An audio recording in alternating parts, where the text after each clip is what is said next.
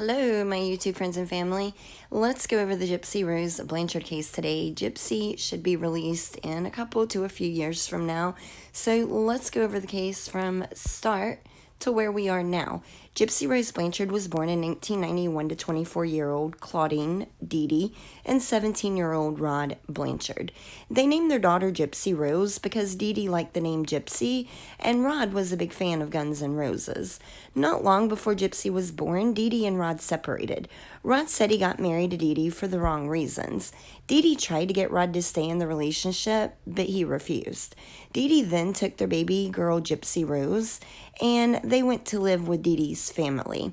Now, Dee Dee's family said Dee Dee worked as a nurse's aide early in her adult life. Relatives also said that Dee Dee had a habit of stealing from the family when things didn't go the way that she wanted them to go. Dee Dee's family also stated that they have suspicion that Dee Dee may have killed her own mother by starving her in 1997.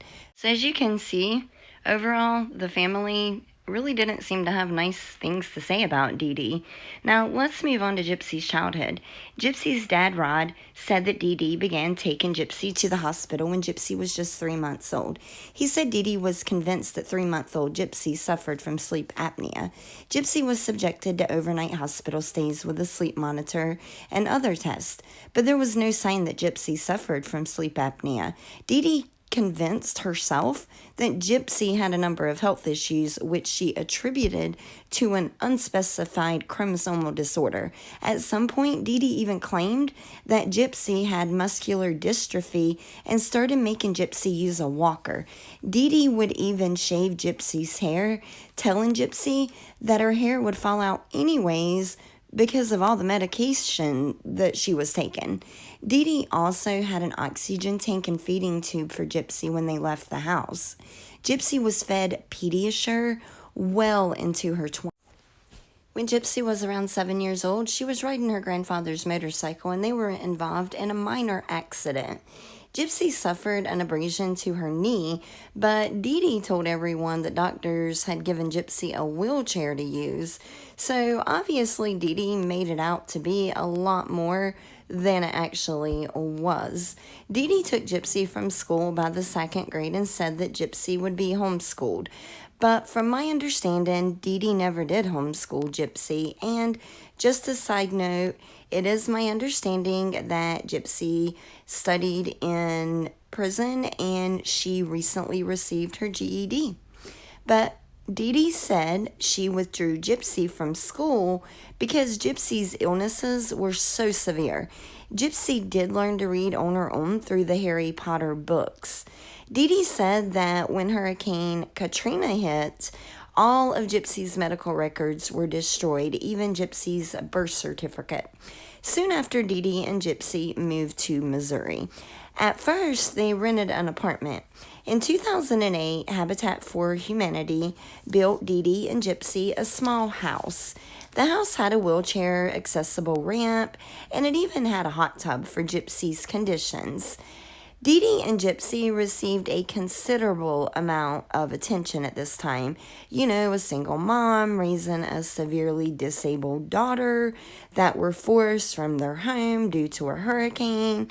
The community did what they felt was right, and they wanted to help. So they pitched in to help Dee Dee out. There were also many charitable contributions at this time. These included stays at the Ronald McDonald House and free trips to Walt Disney. They even received backstage passes to meet Miranda Lambert. Now, although Dee Dee was telling everyone elsewise, Gypsy's dad, he continued to send monthly $1,200 child support payments and also gifts to Gypsy. Now, Rod, Gypsy's dad, says on one call to wish Gypsy a happy 18th birthday, Dee Dee told him not to mention Gypsy's real age, and because Dee Dee said that Gypsy thought she was younger, that she was that she was 14 years old. So she's 18, and allegedly Dee Dee tells her dad not to say happy 18th birthday because Dee Dee saying Gypsy thinks she's only 14.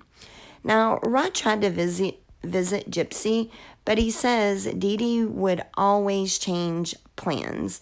And maybe that's because Dee Dee was telling everyone that he was an abusive drug addict and alcoholic. Dee Dee told everyone Rod had never come to terms with Gypsy's health conditions. Of course, this was far, far from the truth. Dee Dee did her best to keep Gypsy from her dad, and I'm assuming this is because Dee Dee didn't want the truth to come out. Dee Dee controlled Gypsy with physical abuse, and she would even hit Gypsy with hangers. Now, Dee Dee did let Gypsy attend science fiction and fantasy conventions. In 2011, Gypsy attempted to escape, but that ended when Dee Dee found Gypsy in a hotel room with a man that she had met online. After this incident, Dee Dee smashed Gypsy's computer with a hammer, and she threatened to do this to Gypsy's fingers if she tried escaping again. After this, Dee Dee kept Gypsy leashed and handcuffed to her bed for 2 weeks. Dee Dee told Gypsy that she filed paperwork stating that Gypsy was mentally incompetent. Gypsy said after her mom told her this, she felt if she ever went to the police and told them what was happening, that they wouldn't believe her. Gypsy said that for 15 years, she wasn't sure how old she was. Around 2012, while Dee Dee was sleeping, Gypsy would access the internet, and this is when Gypsy met Nicholas Gojan on a Christian singles group. Nicholas and Gypsy were around the same age. He had some issues of his own. He had a criminal record for indecent exposure. Nicholas also had autism and dissociative identity disorder. Let's try that again. Dissociative identity disorder. My apologies. Nicholas and Gypsy chatted and flirted online despite Dee Dee's efforts to prevent her from using the internet. Gypsy and Nicholas finally arranged to meet. Gypsy paid for Nicholas to meet her mom. Their plan was for, and I'm going to call him Nick from now on, their plan was for Nick to just bump into Dee Dee at a movie theater while both Gypsy and Nick were in costume and to strike up a conversation. Nick said as soon as him and Gypsy met up for the first time, Gypsy led him to the bathroom and there they had intercourse. From this point on, Gypsy and Nick continued their interactions on the internet and began talking about plans to get rid of Dee Dee. In June of 2015, Gypsy and Nicholas set their plan to get rid of Dee Dee. They set that plan in motion. Nick returned to Springfield. Nick went over to Gypsy's house after Dee Dee had went to bed for the night. Gypsy allegedly gave Nick gloves, some duct tape, and a knife with the understanding that these items would be used to get rid of Dee Dee as they had previously discussed. While Dee Dee slept, Nicholas stabbed her 17 times in her back. Gypsy hid in the bathroom during this time, and she said she covered her ears so that she would not hear her mom screaming for her life.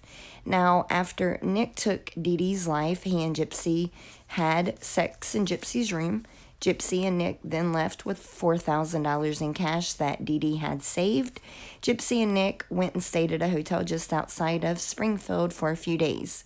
During this time, Gypsy and Nick mailed the knife that he had used to get rid of Dee Dee to his house in Wisconsin, so they wouldn't be carrying the murder weapon around with them. They then took a bus to Nick's home in Wisconsin.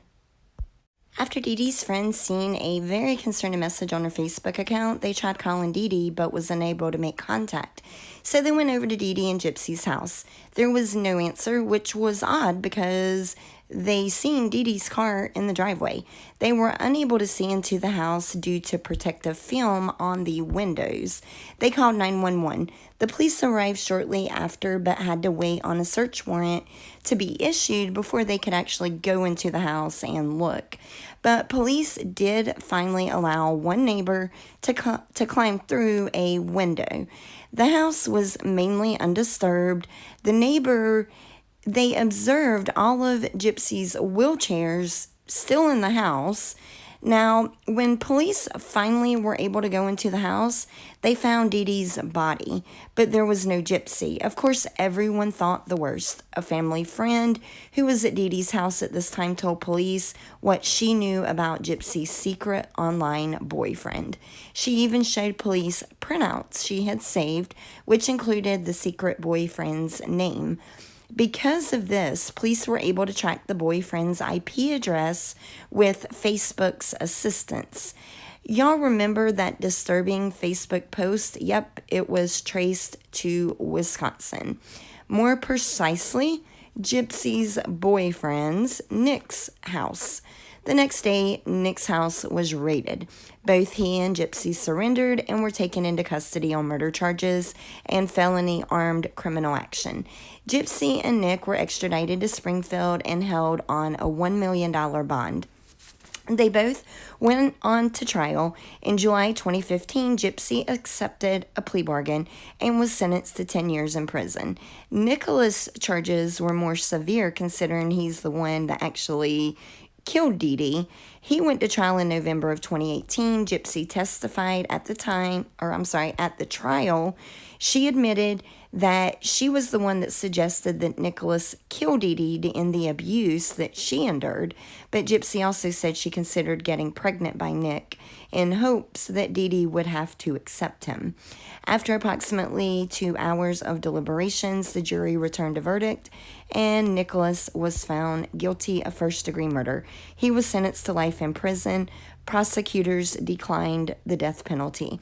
And from my understanding, Gypsy will be released in, I think it's 2026, but she should be eligible for parole in either 2023 or 24. And I say 23 or 24 because I've actually read both years in my research. So nonetheless, just a couple of years, Gypsy should be up for parole. And Gypsy will be around 33, I think, at this time, if it's 2024, and I guess 32 years old if it's 2023. But what do you guys think about this case? You know, should Gypsy even be in prison? I see a lot of people saying she shouldn't be in prison. She was abused all her life, and obviously she was, but I want to know your thoughts. What are your thoughts on it? And as always, thank you all for watching.